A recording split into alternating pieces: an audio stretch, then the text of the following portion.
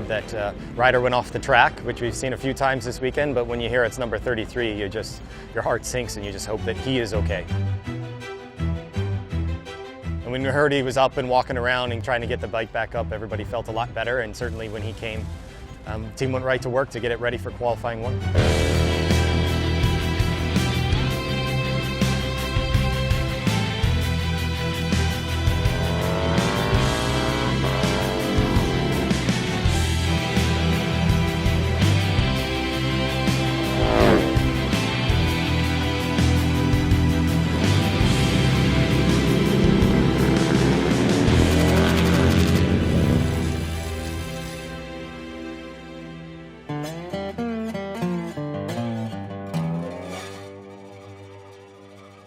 MotoAmerica is an extremely special place, not only because it's in the backyard of Harley-Davidson, it's just right up the road from Milwaukee, but all the history that comes.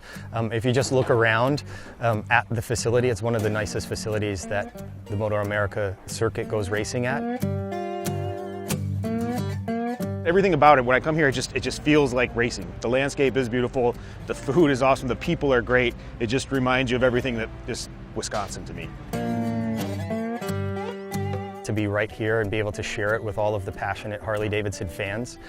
Motorcycling in a lot of ways grew up with Milwaukee since 1903. We got 118 years with the motor company.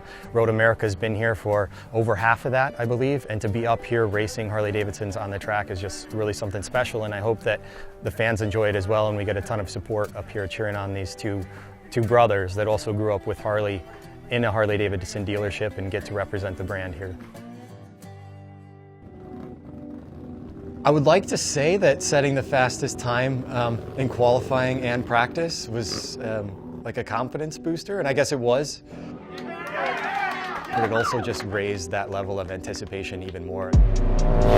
My goal coming in here was to, put 2 Harleys on the box, and this morning in warm-up was where I felt quite a bit more confident because we went back to an original setup that we knew would work well, and I felt way more comfortable with the changes that the guys from Öhlins made to my comfort level on the bike. So when I got around to race time, I was pretty confident that we could achieve that goal of getting on the box. Nobody's going to remember who finished on top in pole, although it's great. We haven't had a Harley-Davidson on pole in this young bagger series yet, so it's definitely a good feeling to get there. That first little step to get to where we want to be feels really good, but only feels that good compared to what it's going to feel like if we get on top of the podium. You saw it in qualifying early in the week. O'Hara had the edge, and then Wyman just kept getting better and better, even into the morning warm-up today, just finding more speed every time. Right off the bat, it was what we've seen in qualifying, what we've seen in practice, and it was the 2 bikes battling out front from the beginning of the race. The speed that these guys are going around this track is pretty impressive for the units that they're on. Kyle Wyman that last time by 27.7. I think that's the fastest lap we have seen all weekend. Now Kyle's going to turn it back up underneath him as they go up into turn 6, and he's able to get that done. 625-pound motorcycles into turn 5.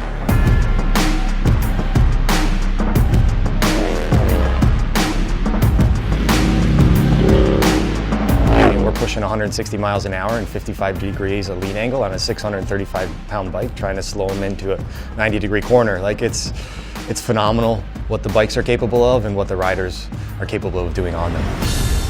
Sliding that Harley-Davidson sideways. Kyle Wyman on the Harley-Davidson Road Glide. If that looks familiar to you, it's a heavily modified Harley-Davidson deep in this factory program. Kyle Wyman heading towards the checkered flag.